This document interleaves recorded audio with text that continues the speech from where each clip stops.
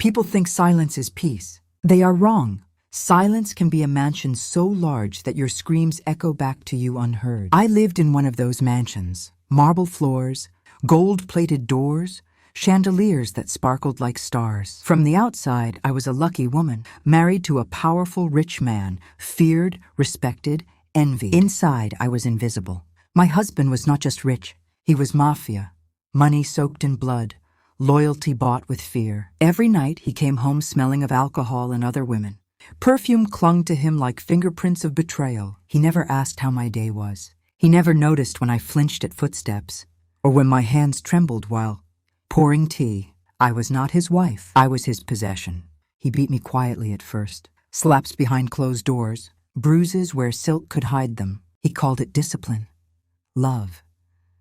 A woman should know her place, he said. While my place became the floor, the house grew larger as I grew smaller. He brought his affairs home. Young women, laughing women.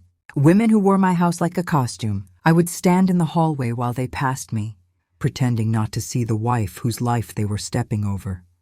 My husband would smile at them, smiles I never received. Every night, I slept alone in a bed big enough for 5 people and empty enough to swallow me whole. Then came the night that broke the silence. He arrived drunk, louder than usual. Not one woman. Not 2.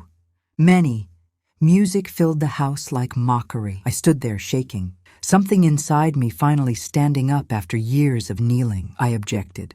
My voice cracked, but it existed. That was my mistake. He beat me like he was trying to erase me. Fists, kicks, darkness.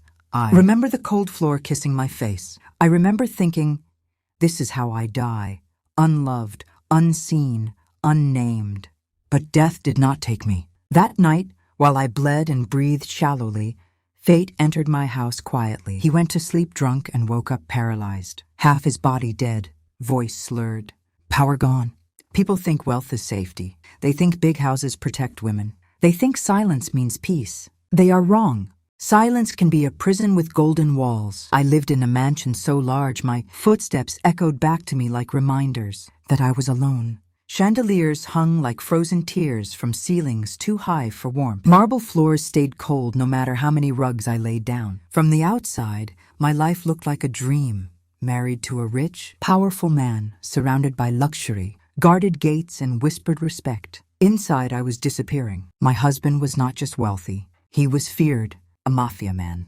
His money came from places no one asked about, stained with blood and broken promises. Men lowered their eyes when he entered a room. Women smiled too quickly. Everyone knew his name. No one knew mine. At night, he came home smelling of alcohol and other women's perfume. Sweet, expensive scents that clung to him longer than I ever did. He never asked how I was, never noticed the bruises blooming beneath my sleeves or the way my hands shook when I heard his car pull in. At first, the violence whispered. A slap, a shove, a warning. Don't talk back. Know your place. A man like me is not questioned. I learned to stay quiet. I learned how to hide pain behind silk dresses and practice smiles. I learned that crying only made it worse. Silence became my language, fear my companion. The house grew bigger each year, and I grew smaller inside it. He brought his girlfriends home openly. Young women with laughter that bounced off the walls like mockery. They walked past me as if I were furniture, something old, something decorative, something replaceable. He introduced them without shame. Sometimes he didn't introduce them at all. I slept alone in a bed wide enough to fit an entire family, staring at ceilings that felt like they were closing in on me. I told myself I was surviving. But surviving is not living. The night everything changed, he came home drunk, more drunk than usual. Music blasted through the halls. Voices echoed, laughter, too much laughter. When I stepped into the living room, I saw them. Not one woman, not 2. Many. They sat where I once sat, drank from glasses I had polished, touched furniture I had chosen. Something inside me cracked. Not loudly, not dramatically, but completely. I spoke. I asked him to stop. That was my crime. His fist came faster than my words could fall. He beat me like he was trying to erase every year of my existence. The world narrowed into pain and darkness. I remember the taste of blood, The cold marble against my cheek. I remember thinking, so this is how I die, quietly, unloved. But death passed me by. That night, as I lay broken and barely breathing, fate made a cruel joke. He went to sleep drunk and woke up paralyzed. His powerful body betrayed him. Half of him gone, speech slurred, control shattered. And for the first time in my life, I was not the weakest person in the room. When I woke the next morning, pain greeted me before light did. My body felt foreign, every breath sharp, every movement heavy. But I was alive, and he was no longer the man who ruled my nights with fear. Doctors filled the house. Whispers followed them. Words like stroke, damage, permanent. His men stood frozen, unsure who to look at now. For years they had only followed his voice. Now his voice trembled. He looked at me differently. Not with desire, not with rage, with need. He needed me to feed him, to speak for him, to sign where his hand could no longer move. I washed his body with the same hands he once broke. I listened as he struggled to form words. As frustration twisted his face into something almost human, the mansion was still silent, but the silence had shifted. I walked the halls differently. Now, slowly, carefully, a woman relearning, the weight of her own footsteps. The mirrors reflected someone unfamiliar, bruised, tired, but standing. At night, when the house slept, I sat alone and let the truth sink in. I had survived a man who wanted to destroy me. The fear that once ruled my heart had nowhere left to live. I did not smile. I did not celebrate. Revenge, I learned, does not arrive with fire. It arrives quietly, patiently, and it waits for the right moment to speak. And mine was coming. They say power announces itself loudly. They are wrong again.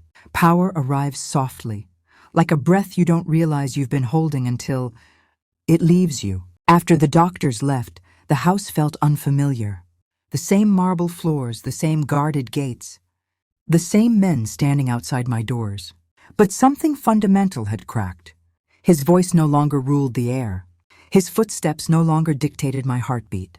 He lay in the bed like a fallen statue, half his body useless, his mouth twisted when he tried to speak, words slipping out broken and slow. The man who once commanded rooms with a single glance now struggled to lift a glass of water. I stood beside him, silent. For years I had imagined this moment, not his paralysis, but my escape.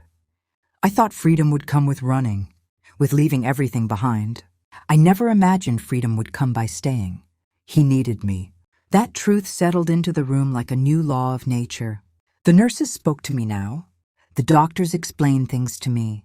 The men who once avoided my eyes asked me questions, quietly, carefully, like children unsure of the rules of a changed house. "What should we do, madam?" No one had ever called me that before. At first I answered softly, almost apologetically. Old habits die slowly.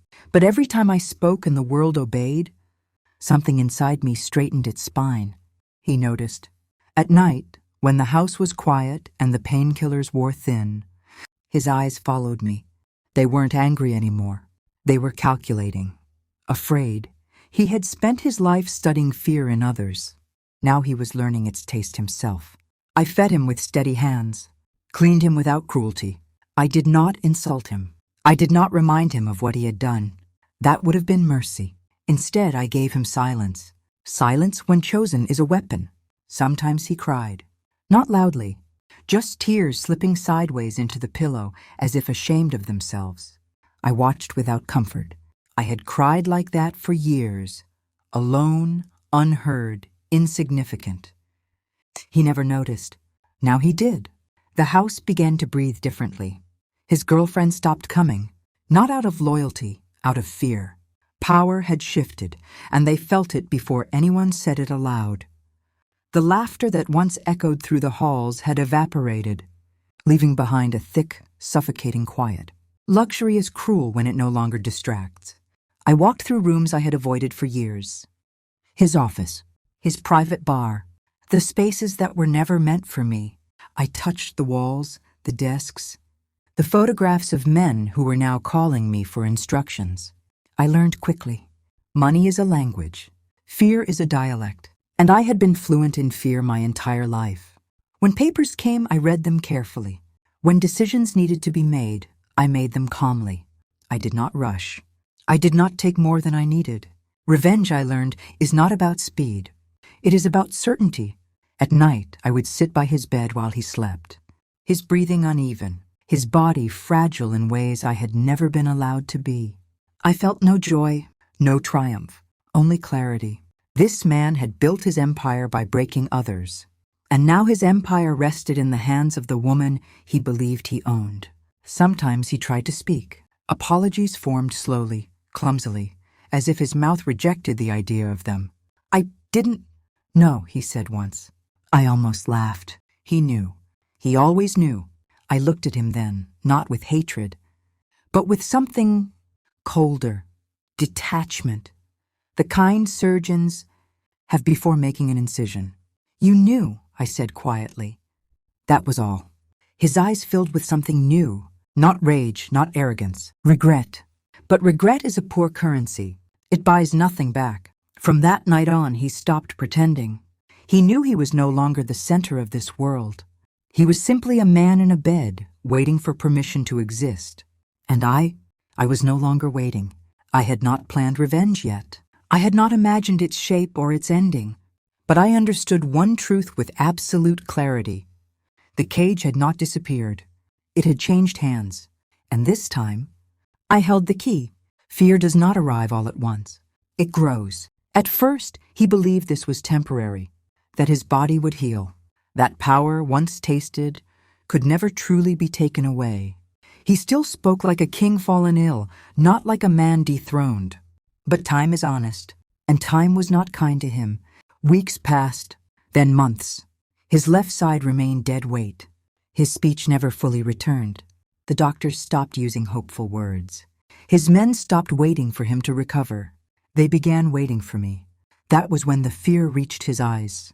I saw it the first time he realized a decision had been made without him. A shipment rerouted, a meeting canceled, a name erased from a list. He tried to protest, his mouth betraying him, his voice cracking into useless fragments. I listened politely. Then I nodded once and did what I had already decided. Control does not shout. It confirms. He started watching me constantly, tracking my movements like a prisoner watches, the guard who holds the keys. When I entered the room, his body stiffened. When I left, his breathing quickened. The man who once made others tremble now measured his safety by my presence. I never threatened him. That was the cruelest part. I spoke gently, asked him if he was comfortable, if he needed water, if the pain was manageable. My kindness confused him more than cruelty ever could. He searched my face for anger, for revenge, for some sign of what I would do to him. I gave him none. Fear grows fastest in uncertainty. At night, he began calling my name in his sleep, not the way lovers do, the way children call for their mothers when darkness presses too close. I would stand in the doorway sometimes and watch him twitch, sweat beading on his forehead, trapped inside dreams where he was no longer powerful. I wondered how many men had dreamed of escaping him like that. The house responded to the change. Staff moved differently, lighter, quieter, as if an invisible weight had been lifted. They smiled at me now. Not forced smiles, real ones. Respect, when it is earned, feels different in the air. I learned the language of his empire quickly. Who to trust, who to replace, who to keep close. I did not dismantle his world. I reorganized it. That frightened him more than destruction ever would. One afternoon, I found him staring at a mirror positioned near his bed. His reflection looked unfamiliar even to me. Half a man, aging rapidly, eyes sunken and desperate. When he noticed me watching, tears slid down his cheek. "I'm sorry," he whispered. The word sounded foreign in his mouth. I sat beside him, close enough for him to smell my perfume, the same perfume he once mocked. I let the silence stretch until it hurt. "Sorry doesn't return years," I said calmly. "It only admits they're gone." His breath hitched. His eyes dropped. For the first time, he did not argue. That night, he asked me a question that revealed everything. "What will you do to me?" I smiled softly. "Nothing," I said. The relief that washed over his face was immediate. and short-lived. Because he understood the truth moments later, nothing was not forgiveness. It was something far worse. I took control of his finances piece by piece. I learned where the money slept, where the secrets were buried, which names could still cause damage if spoken aloud. Knowledge is a quiet blade. It doesn't flash, but it cuts deep. He began to panic, not outwardly. Panic like his had nowhere to go but inward. His appetite disappeared. Sleep abandoned him. His body, already broken, betrayed him further. Sometimes he begged me to sit with him, just to talk, to remind him he was still human. I did, and I spoke of ordinary things.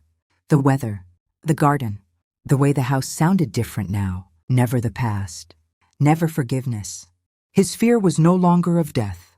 It was of living long enough to understand everything he had lost. One evening, as I adjusted his blanket, he grabbed my wrist with his working hand.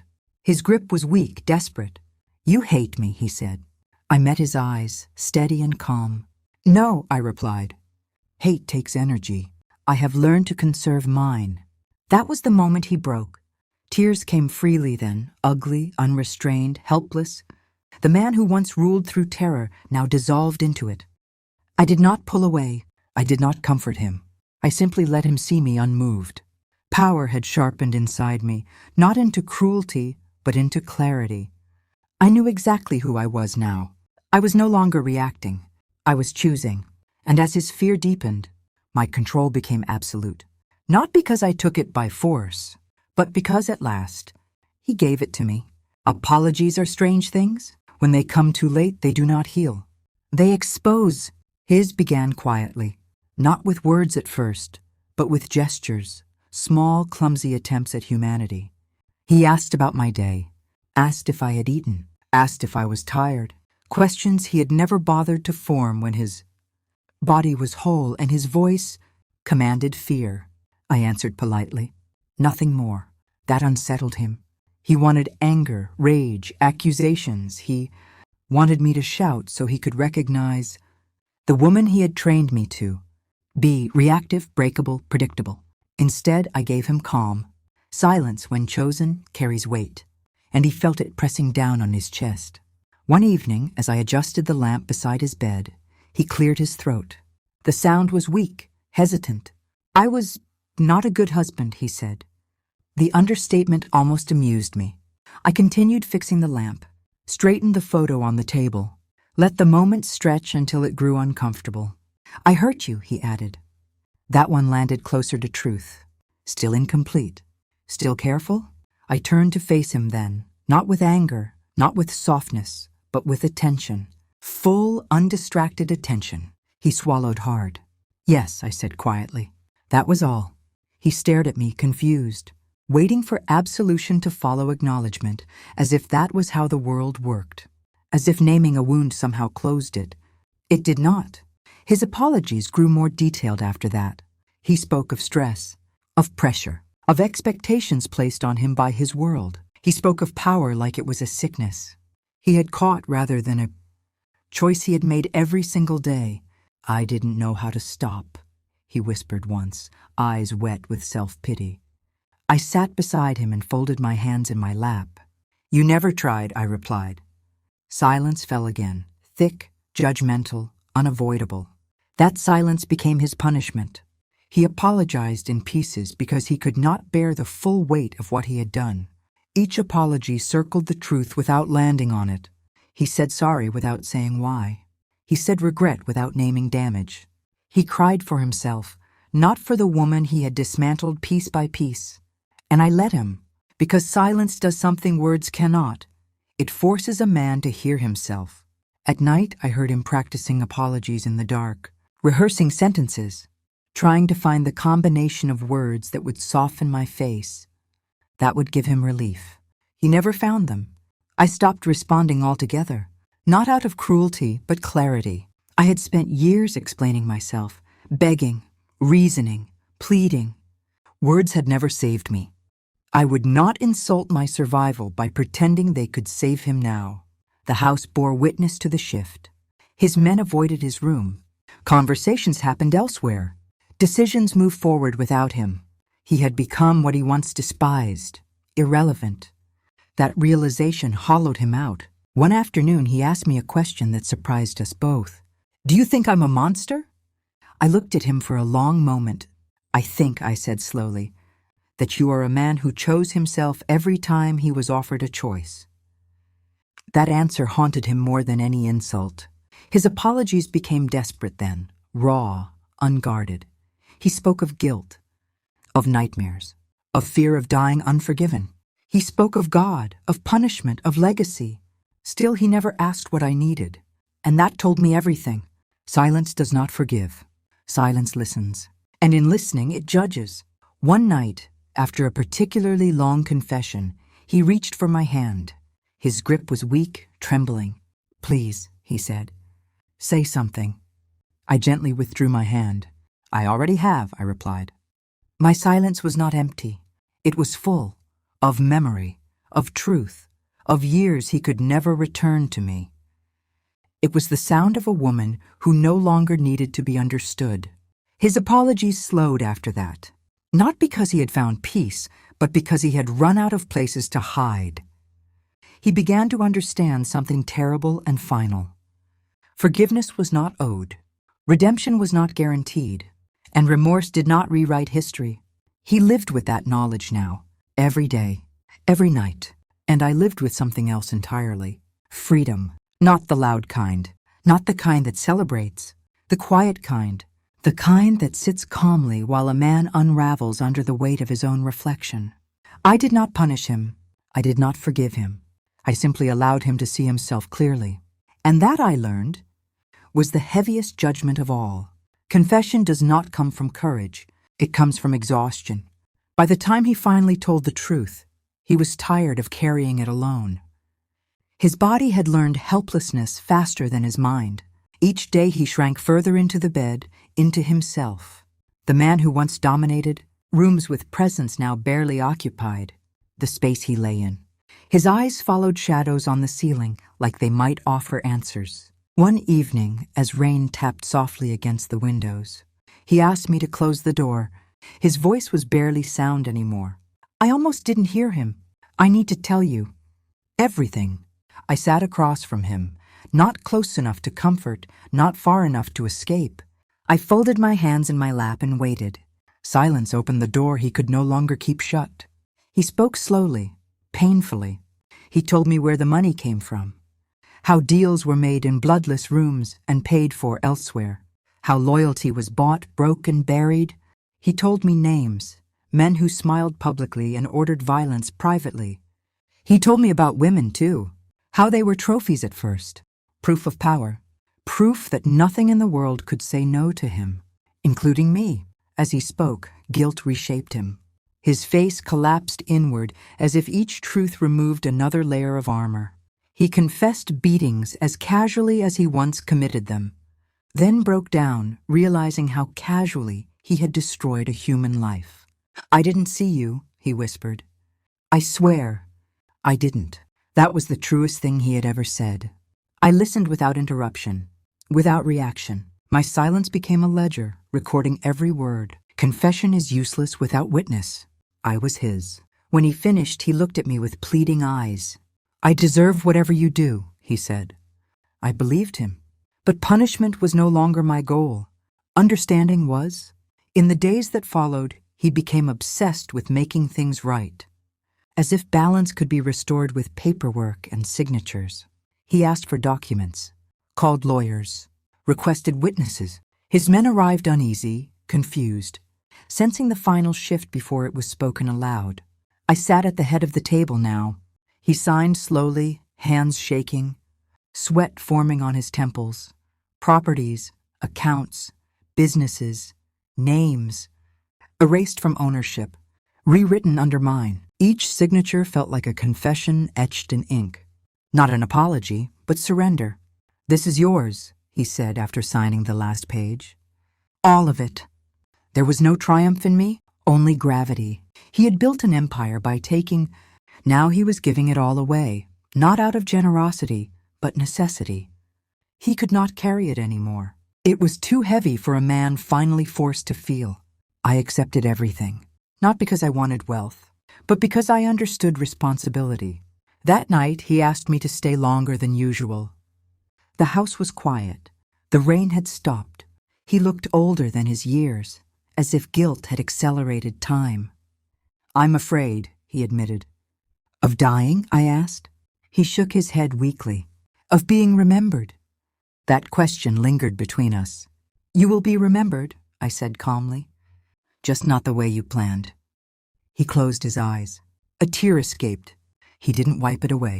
In his final weeks, he softened, not into goodness, but into awareness.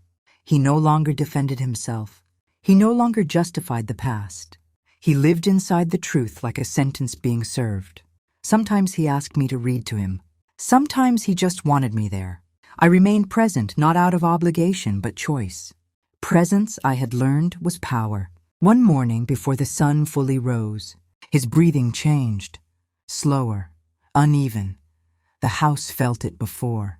I did, the way buildings do when something final is about to happen. He looked at me one last time. "I'm sorry," he said, not weakly, not rehearsed. "Just tired." I nodded. He died quietly. No violence, no drama. Just a man leaving the world lighter than he had lived in it. The funeral was large. Respect paid to power, not to character. I stood still, dressed in black, listening to men praise a version of him I had never known. And when it was over, I returned home alone. Everything he owned was mine now, but for the first time in my life. Nothing owned me. Widowhood has a costume, black fabric, lowered eyes, measured steps, a face arranged into acceptable grief. I learned quickly how to wear it. The world expects widows to be broken in visible ways, quiet, fragile, grateful for sympathy.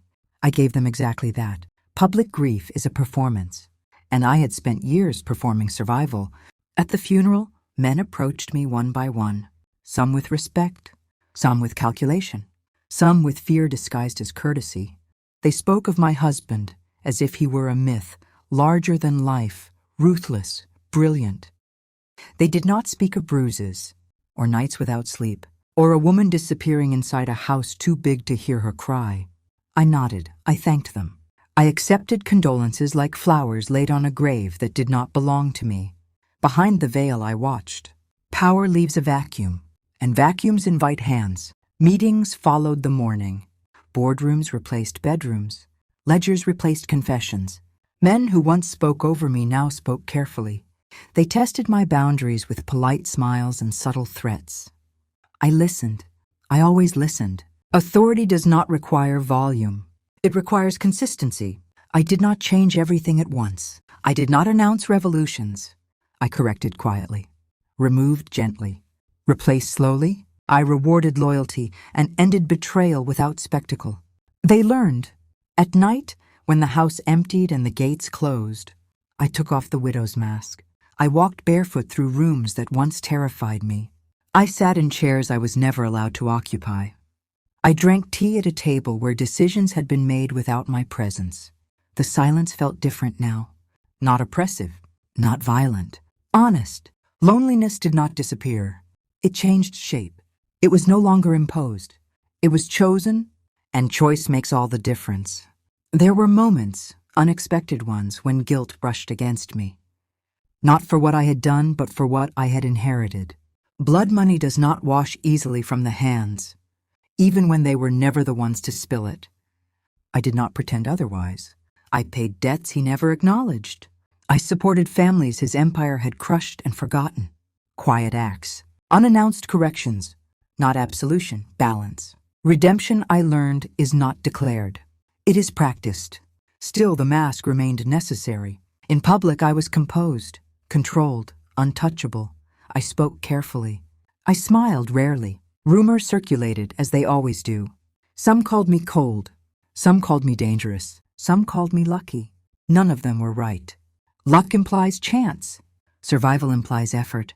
In private, I grieved differently than they expected. I did not grieve the man.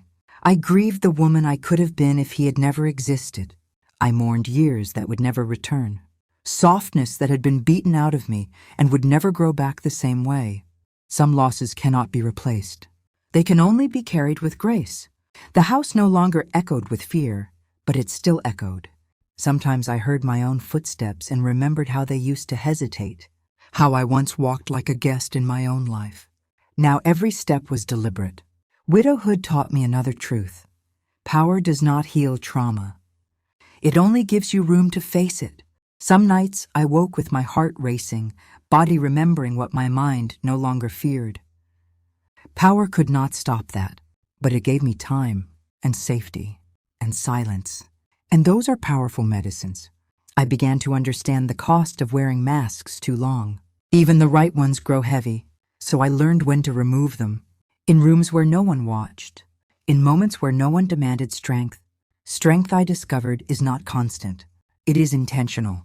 As weeks turned into months, the world adjusted to the idea of me, not as a widow, not as an accessory to a man's legacy, but as something singular, unavoidable. I did not become him. That was my greatest victory. I refused cruelty as a tool. I refused fear as a language. I ruled through clarity, not terror, through presence, not violence. And when I had to be firm, I was not loud, not dramatic, just final. The mask of power fit differently than the mask of grief. It did not suffocate, it protected. Still, at the end of each day, I returned to myself, a woman who had endured, a woman who had chosen survival over destruction. Widowhood freed me from one cage. Power tested whether I would build another. I did not. I learned to live between visibility and truth, between strength and softness, between what the world needed me to be and who I refused to lose. And in that balance, I finally found something resembling peace. Revenge is not what stories promise. It does not arrive with satisfaction or closure. It does not heal wounds or return stolen years. It does not taste sweet. Revenge is quiet, heavy, lingering. Long after my husband was buried, long after the world accepted me as a widow of power and composure, I began to feel the true cost of what I had done, not to him, but to myself. I had not killed him. I had not struck back. I had not raised my hand in violence, and yet I had taken everything: control, dignity, legacy, the version of himself he believed would outlive him. The world called it justice. Some whispered karma. Others, in darker corners, called me ruthless. None of those words fit. What I felt was something far less dramatic: emptiness. Not the hollow emptiness of loss, but the quiet kind that follows. Victory when you realize there is no applause, no release, no moment where the pain suddenly makes sense.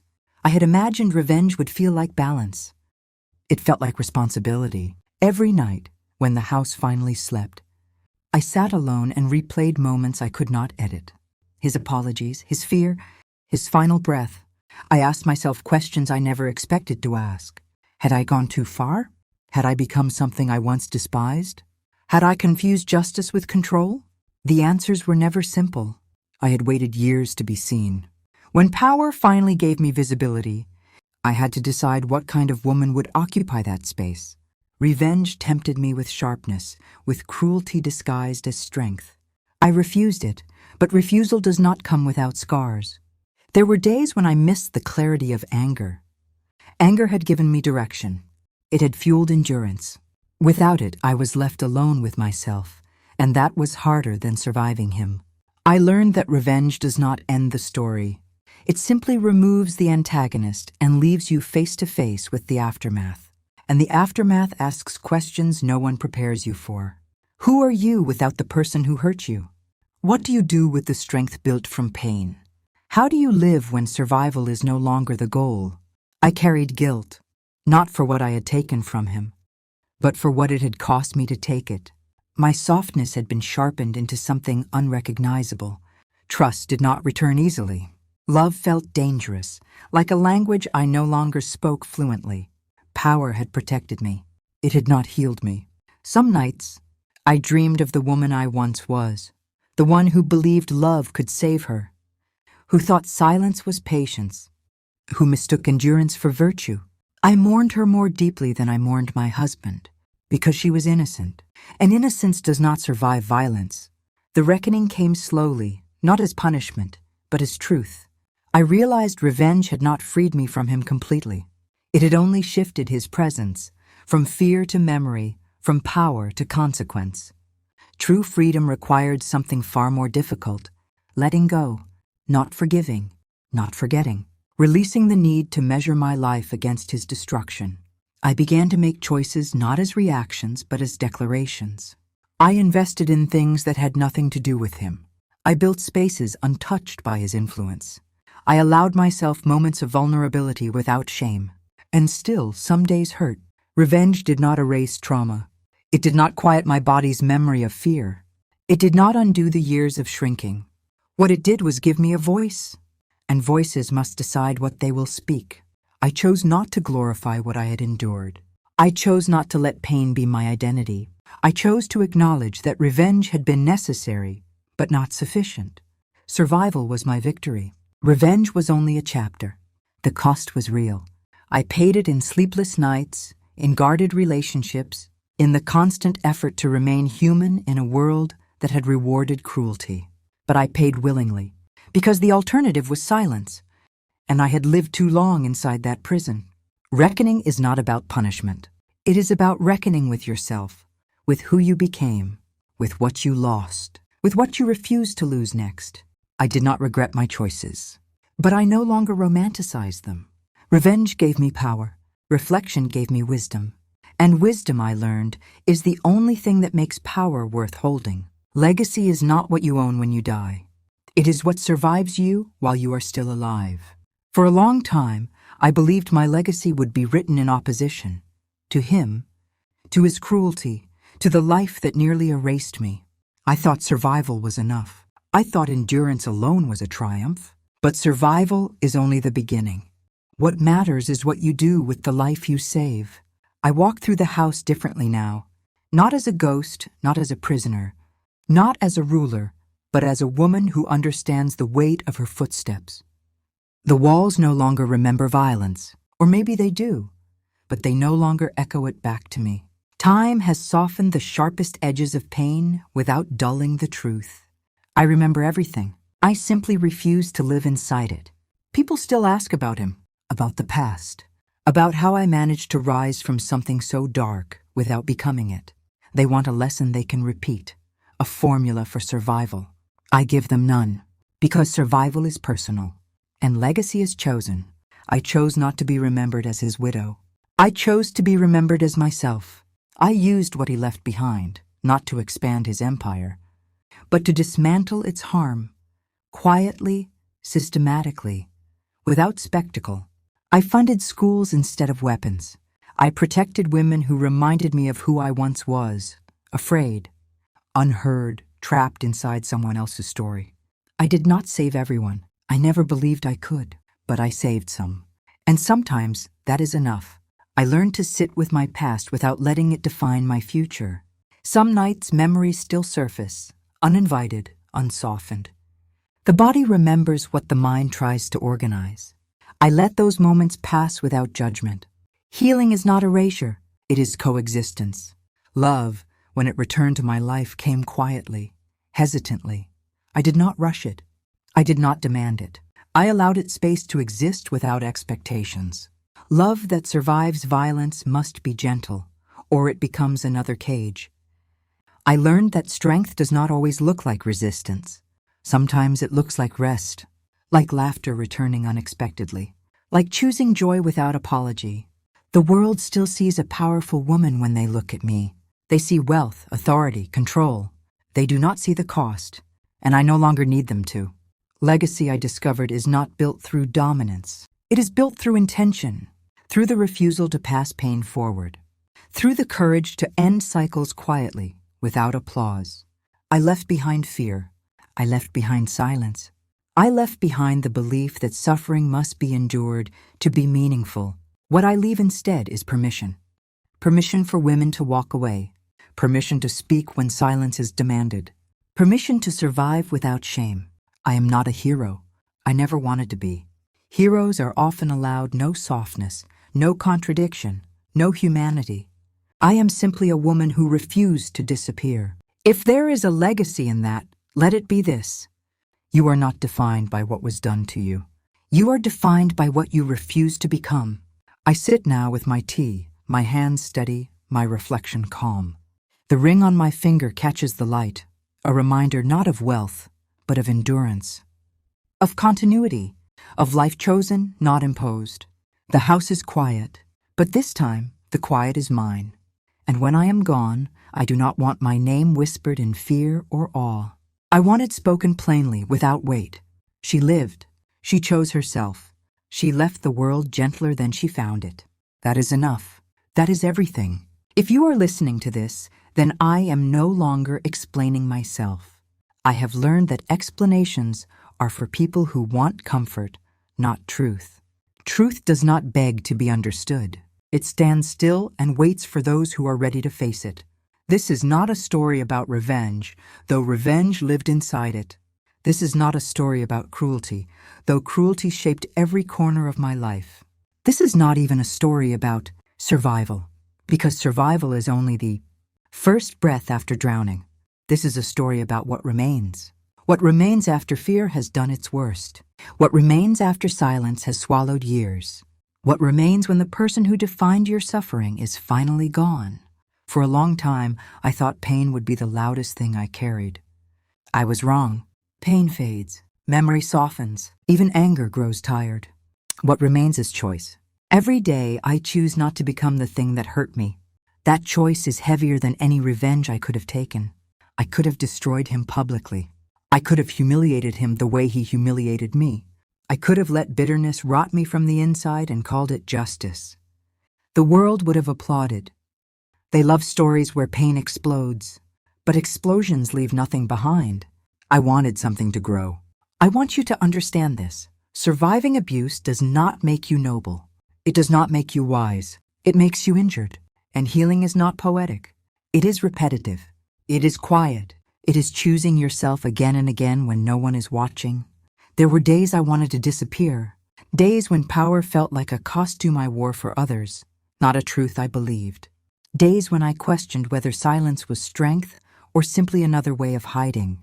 But slowly, so slowly I almost missed it, I learned the difference. Silence chosen is not submission. Stillness chosen is not weakness. Leaving the past behind does not mean forgiving it. It means refusing to live there anymore. If you take anything from my story, let it be this: you do not owe your suffering a lifetime. You do not owe your abuser understanding. You do not owe the world a performance of pain so they can decide if you are worthy of sympathy. Your healing does not need witnesses. I carry scars. I will always carry them. They are not lessons. They are evidence. Evidence that I endured something that tried to end me and failed. But scars are not my legacy. My legacy is restraint. It is clarity. It is the refusal to pass violence forward simply because it was handed to me. I leave behind money, yes. Influence, yes. But those are temporary things. They dissolve. They change hands. They lose meaning. What I truly leave behind is permission. Permission for women to say enough without apology. Permission to walk away from love that feels like fear. Permission to stop waiting for someone else to become kind. I want the world to understand that strength does not always roar. Sometimes it whispers, "I choose myself today." And that whisper is enough to change a life. If you are still trapped inside someone else's power, know this: cages do not disappear on their own. But neither do you. You are still there, breathing, watching, learning. And one day, whether through escape, endurance, or an unexpected turning of fate, the balance will shift. When it does, remember this: what you do next matters more than what was done to you. Do not let pain decide who you become. I am not proud of everything I felt. I am not ashamed of what I chose. I am simply honest about the cost. Freedom is not free.